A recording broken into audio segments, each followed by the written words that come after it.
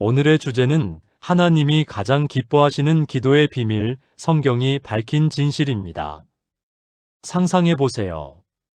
두 명의 성도가 똑같은 내용으로 기도합니다. 하나님, 제게 좋은 직장을 주세요. 한 사람은 새벽부터 밤늦게까지 1시간씩 화려한 언어로 기도합니다. 전능하신 하나님, 온 우주를 창조하신 주님, 저의 간절한 마음을 아시는 아버지. 다른 사람은 출근길에 단 한마디로 기도합니다. 하나님, 아버지의 뜻대로 하소서. 그런데 놀랍게도 하나님은 후자의 기도에 응답하셨습니다. 세상은 말합니다. 더 오래 기도해야 한다. 더 많이 기도해야 한다. 더 간절히 기도해야 한다. 하지만 하나님의 기준은 완전히 다릅니다. 하나님이 기뻐하시는 기도에는 시간의 길이도, 언어의 화려함도, 심지어 간절함의 정도도 중요하지 않은 비밀이 숨어 있습니다. 15년 목회하면서 수많은 기도 응답의 현장을 지켜봤습니다. 어떤 성도는 평생 기도했지만 응답받지 못하고, 어떤 성도는 단 한 번의 기도로 놀라운 기적을 경험합니다. 그 차이가 무엇일까요? 기도의 길이도, 횟수도, 심지어 신앙 연수도 아니었습니다.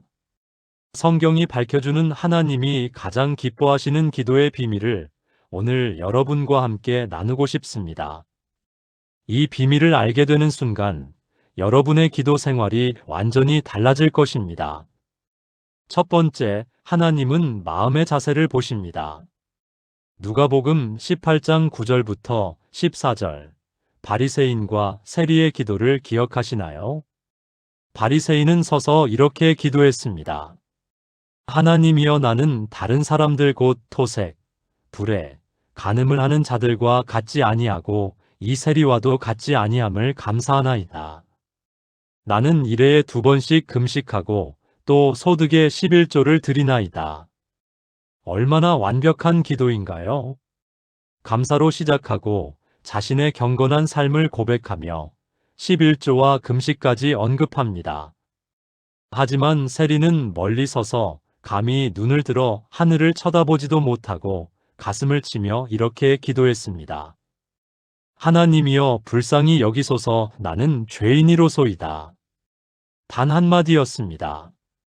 그런데 예수님은 이 세리가 의롭다 하심을 받고 집에 내려갔다고 말씀하셨습니다. 여러분, 하나님은 기도의 내용이 아니라 마음의 자세를 보십니다. 바리새인의 기도는 완벽해 보였지만 교만과 자기의로 가득했습니다. 반면 세리의 기도는 짧았지만 겸손과 회개로 가득했습니다. 목회하면서 만난 한 권사님이 생각납니다. 매일 새벽 4시에 일어나 2시간씩 기도하시는 분이었습니다. 그런데 어느 날 상담실에서 눈물을 흘리며 말씀하시더군요. 목사님, 제가 30년 동안 기도했는데 왜 제 기도는 하나님이 들어주지 않으실까요? 대화를 나누다 보니 그분의 기도는 대부분 불평과 요구였습니다. 하나님, 왜 제 자녀는 이렇게 안 되나요? 하나님, 왜 제 남편은 저를 이해하지 못하나요? 하나님, 제가 이렇게 열심히 믿는데 왜 복 주지 않으시나요? 기도의 양은 많았지만 마음의 자세가 문제였습니다. 그분에게 마음을 낮추고 감사하는 기도를 권했습니다. 한 달 후 그분이 다시 찾아오셨습니다. 얼굴이 완전히 달라져 있었습니다. 목사님, 기도가 이렇게 달콤한 줄 몰랐어요. 하나님과의 관계가 이렇게 친밀해질 줄 몰랐어요. 여러분의 기도는 어떤 마음의 자세로 드려지고 있나요? 하나님 앞에 겸손히 나아가고 있나요? 아니면 요구하며 나아가고 있나요? 하나님 아버지, 저희가 기도할 때마다 겸손한 마음으로 아버지 앞에 나아가게 하소서. 세리와 같은 마음으로 저희의 부족함을 인정하며 아버지의 은혜만을 구하는 자들이 되게 하소서. 교만한 마음을 버리고 낮은 마음으로 아버지를 섬기게 하소서. 예수님의 이름으로 기도합니다. 아멘. 두 번째, 하나님은 진실된 마음을 원하십니다. 시편 51편 6절에서 다윗이 고백합니다. 보시라 주께서는 중심의 진실함을 원하시나니 나의 은밀한 중에 지혜를 알게 하시리로다. 하나님은 겉으로 드러나는 경건함이 아니라 중심의 진실함을 보십니다. 마태복음 6장에서 예수님이 말씀하십니다. 너희가 기도할 때에 외식하는 자와 같이 되지 말라. 그들은 사람에게 보이려고 회당과 큰 거리 어귀에 서서 기도하기를 좋아하느니라. 사람들 앞에서 화려하게 기도하는 것과 하나님 앞에서 진실하게 기도하는 것은 전혀 다릅니다. 몇 년 전 한 젊은 성도가 제게 찾아왔습니다. 직장에서 승진을 위해 기도하고 있다며 기도 제목을 나눠달라고 했습니다. 목사님, 제가 승진하면 하나님께 영광 돌리겠습니다. 11조도 더 많이 드리고 선교도 더 많이 하겠습니다. 겉보기에는 신앙적이고 좋은 동기로 보였습니다. 하지만 대화를 나누다 보니 진짜 동기가 드러났습니다. 사실 제 동기가 저보다 먼저 승진했어요. 너무 자존심이 상해요. 월급이 오르면 좀 더 여유로운 삶을 살 수 있을 것 같아요. 진짜 마음은 경쟁심과 물질적 욕망이었는데, 기도할 때는 영적인 언어로 포장하고 있었던 것입니다. 그분에게 말씀드렸습니다. 하나님 앞에 진짜 마음을 들여보세요. 솔직하게 기도해 보세요. 한 달 후 그분이 다시 찾아왔습니다. 목사님, 승진은 안 됐지만 마음이 평안해졌어요. 하나님께 진짜 마음을 드리고 나니 제 욕심이 얼마나 큰지 알게 됐어요. 하나님은 모든 것을 다 아십니다. 우리가 무엇을 원하는지, 왜 그것을 원하는지, 우리 마음 깊숙한 곳까지 다 보고 계십니다. 그러니 포장하지 마세요. 진짜 마음을 들이세요. 부족해도 괜찮습니다. 욕심이 있어도 괜찮습니다. 그대로 하나님께 나아가세요. 그때 진짜 은혜가 시작됩니다. 하나님 아버지, 저희가 아버지 앞에 진실한 마음으로 나아가게 하소서. 포장하거나 꾸미지 않고 있는 그대로의 모습을 드리게 하소서. 부족하고 연약한 저희의 마음까지도 아버지께서 받아주시고 변화시켜 주시기를 원합니다. 예수님의 이름으로 기도합니다.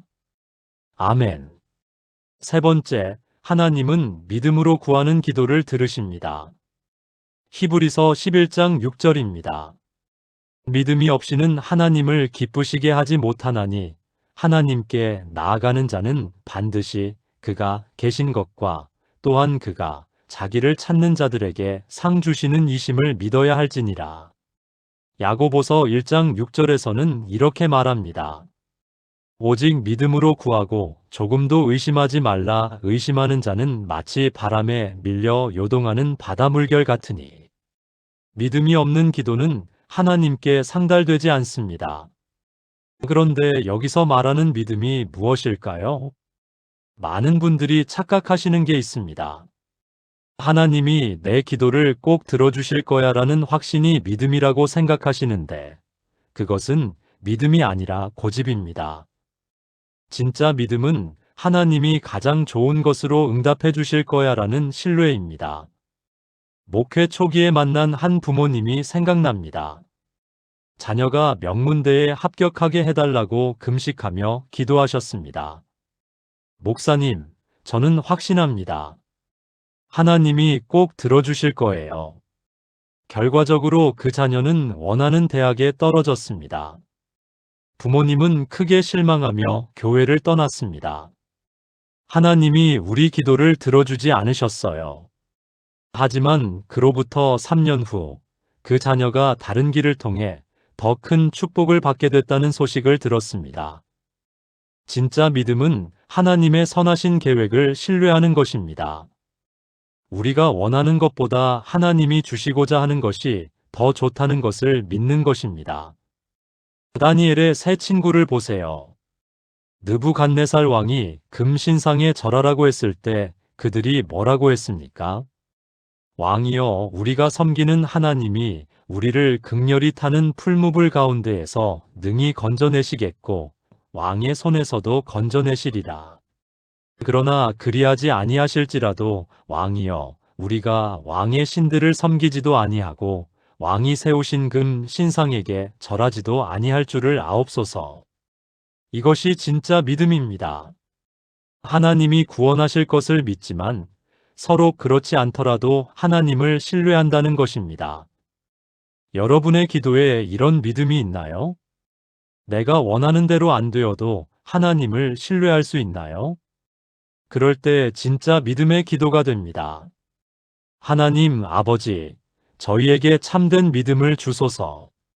제 뜻대로 되기를 바라는 어리석은 마음이 아니라 아버지의 선하신 뜻을 신뢰하는 믿음을 주소서.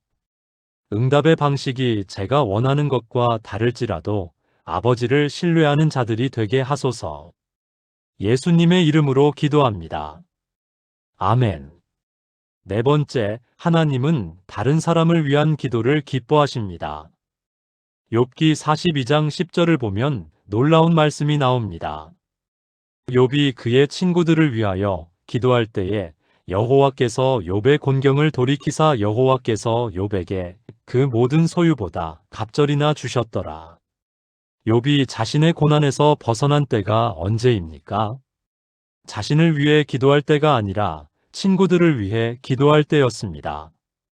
에베소서 6장 18절에서 바울은 이렇게 권합니다.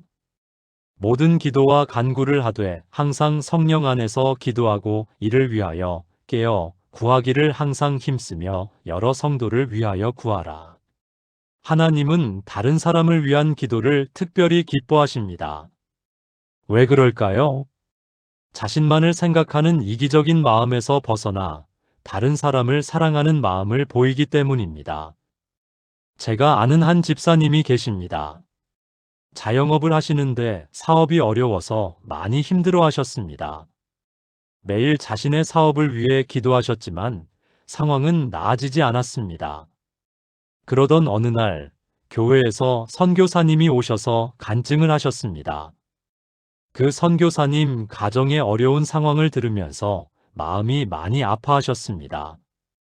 그날 밤부터 자신의 사업 대신 그 선교사님을 위해 기도하기 시작하셨습니다. 하나님, 선교사님이 선교지에서 잘 사역할 수 있게 도와주세요. 선교사님 자녀들이 건강하게 자랄 수 있게 해주세요.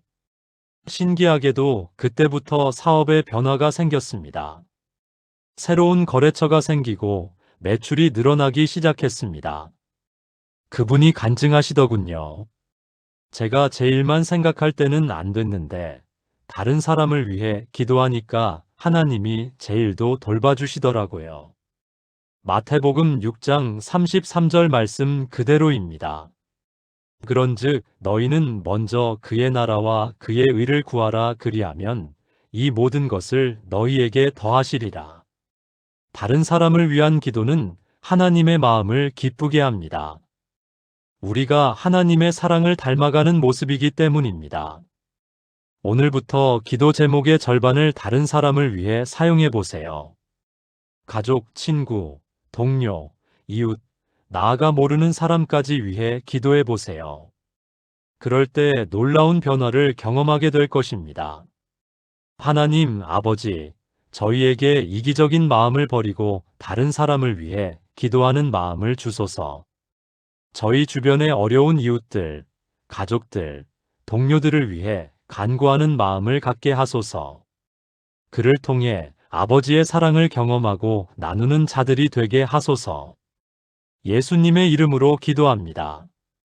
아멘. 다섯 번째, 하나님은 말씀에 근거한 기도를 들으십니다. 요한일서 5장 14-15절입니다. 그를 향하여 우리가 가진 바 담대함이 이것이니 그의 뜻대로 무엇을 구하면 들으심이라. 우리가 무엇이든지 구하는 바를 들으시는 줄을 안즉 우리가 그에게 구한 그것을 얻은 줄을 또한 아느니라. 하나님의 뜻대로 구하는 기도가 무엇입니까? 하나님의 말씀에 근거한 기도입니다. 성경에 약속된 것들을 구하는 기도입니다. 예를 들어, 하나님이 우리의 모든 필요를 채워주신다고 약속하셨으니까 그것을 구하는 것은 하나님의 뜻입니다. 빌립보서 4장 19절 나의 하나님이 그리스도 예수 안에서 영광 가운데 그 풍성한 대로 너희 모든 쓸 것을 채우시리라. 하나님이 우리에게 지혜를 주신다고 약속하셨으니까 지혜를 구하는 것도 하나님의 뜻입니다. 야고보서 1장 5절 너희 중에 누구든지 지혜가 부족하거든 모든 사람에게 후히 주시고 꾸짖지 아니하시는 하나님께 구하라 그리하면 주시리라. 하나님이 우리의 죄를 용서하신다고 약속하셨으니까 용서를 구하는 것도 하나님의 뜻입니다. 요한일서 1장 9절 만일 우리가 우리 죄를 자백하면 그는 미쁘시고 의로우사 우리 죄를 사하시며 우리를 모든 불의에서 깨끗하게 하실 것이요. 목회하면서 만난 한 청년이 기억에 남습니다.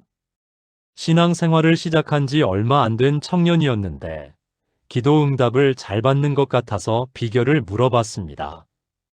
그 청년이 대답하더군요. 목사님, 저는 성경 구절을 외워서 그 말씀으로 기도해요.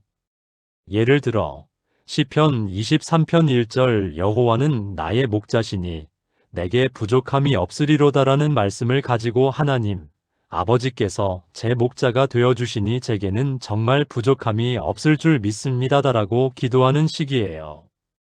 정말 지혜로운 기도 방법이었습니다. 하나님의 약속을 가지고 기도하는 것이죠. 다니엘도 그렇게 기도했습니다. 다니엘 9장을 보면 다니엘이 예레미야 선지자의 글에서 70년 만에 예루살렘의 황폐함이 마치리라는 말씀을 발견하고 그 말씀을 근거로 기도했습니다. 하나님의 말씀을 근거로 한 기도는 확신이 있습니다.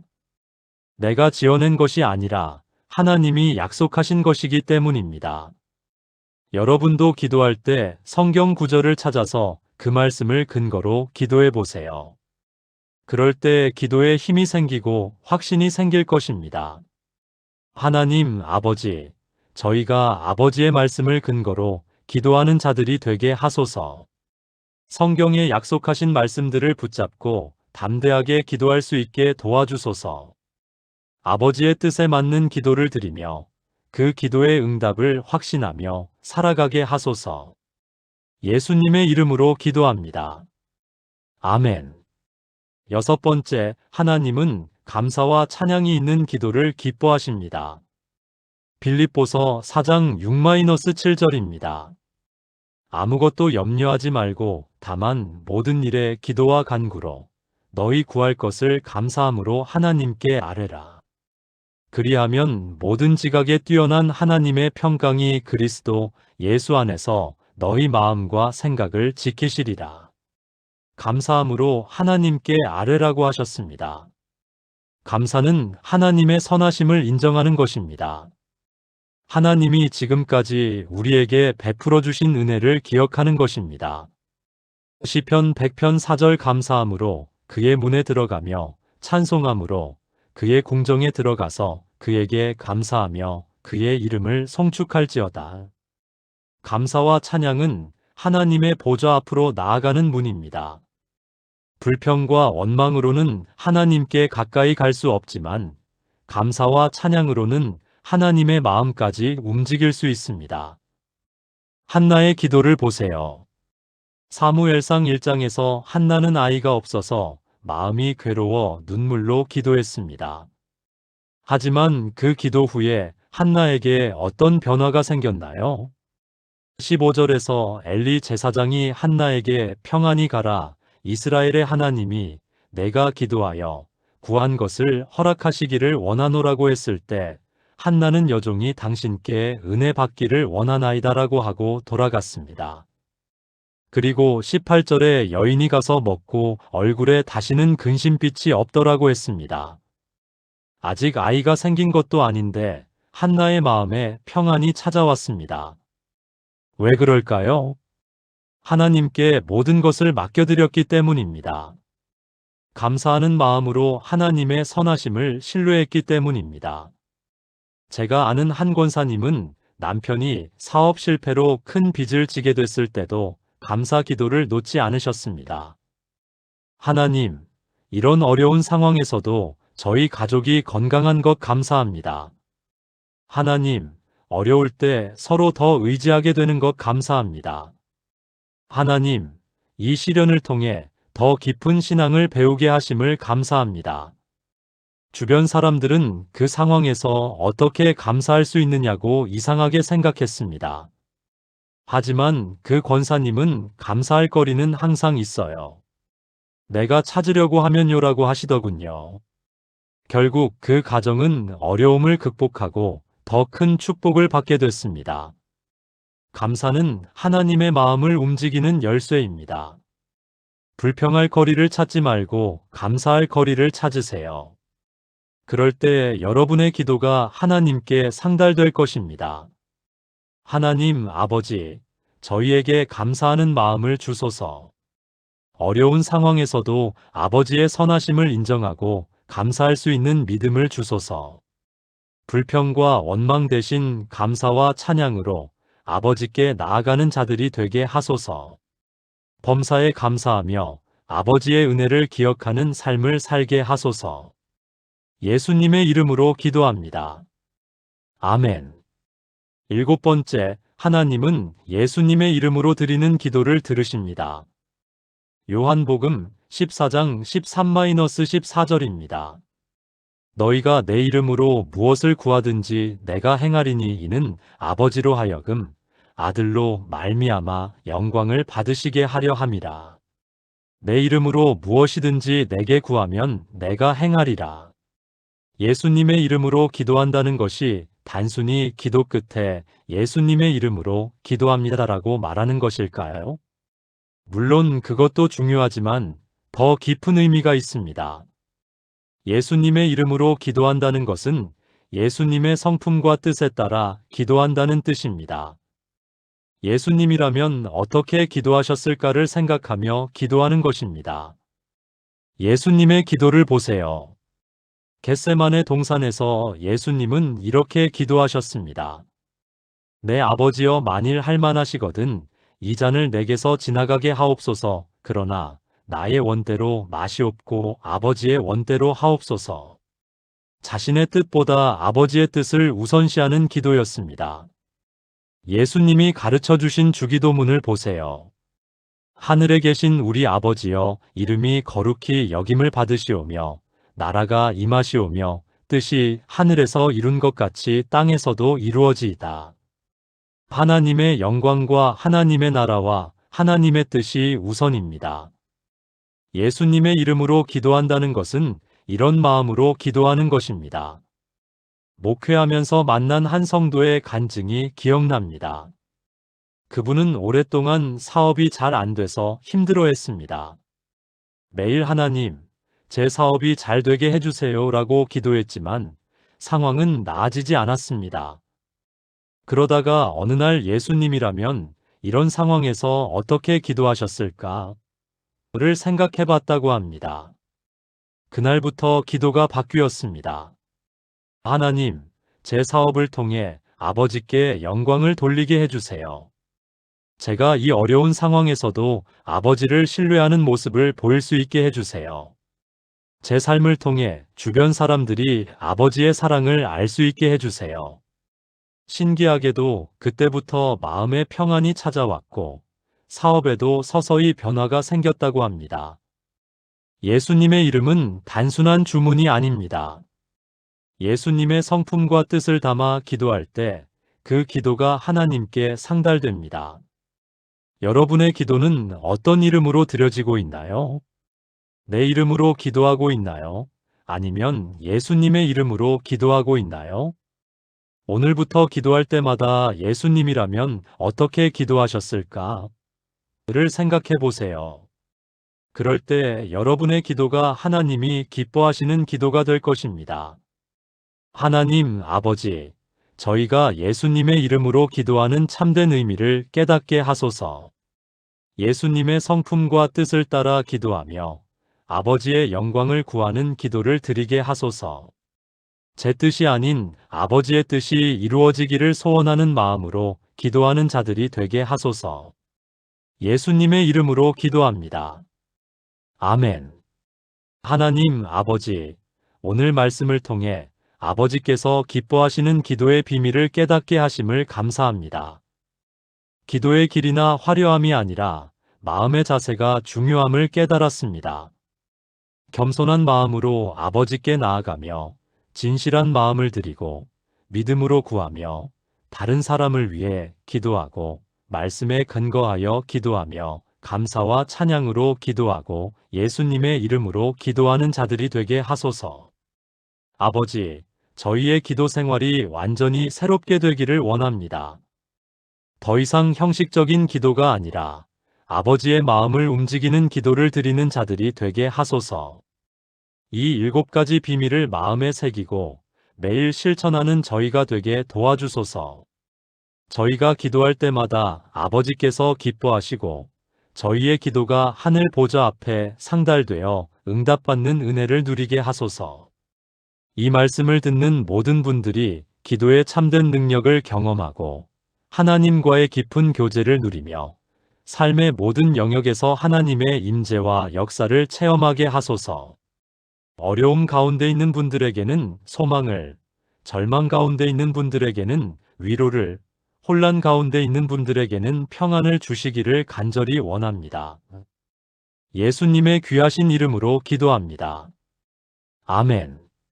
사랑하는 여러분, 오늘 우리가 함께 나눈 하나님이 기뻐하시는 기도의 7가지 비밀을 기억하시나요? 겸손한 마음, 진실된 마음, 믿음으로 구하는 것, 다른 사람을 위한 기도, 말씀에 근거한 기도, 감사와 찬양이 있는 기도, 그리고 예수님의 이름으로 드리는 기도입니다. 이것들이 바로 여러분의 기도 생활을 완전히 바꿔놓을 열쇠들입니다. 오늘 밤부터 당장 실천해 보세요. 기도할 때마다 이 7가지를 점검해 보세요. 내가 겸손한 마음으로 기도하고 있는가? 내가 진실한 마음을 드리고 있는가? 내가 하나님을 신뢰하는 믿음으로 기도하고 있는가?